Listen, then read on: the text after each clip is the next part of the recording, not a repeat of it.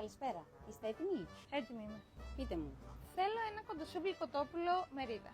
Μια μερίδα κοντοσούβλι κοτόπουλο. Με τι συνοδεύεται? Όλες οι μερίδες συνοδεύονται με πατάτες, μία πίτα και γαρνιτούρα. Όπα. Στη γαρνιτούρα τι έχει?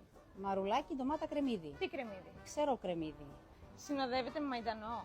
Ναι, όμως εγώ θέλω μεγάλη προσοχή να ξεχωρίσουμε το μαϊντανό από το κρεμμύδι. Ξεχωρίζουμε το κρεμμύδι από το μαϊντανό. Το σημειώνω. Α, επίσης, το κοντοσούβλι να είναι πολύ ξεροψημένο. Ξεροψημένο, βεβαίως. Και πολύ ζουμερό.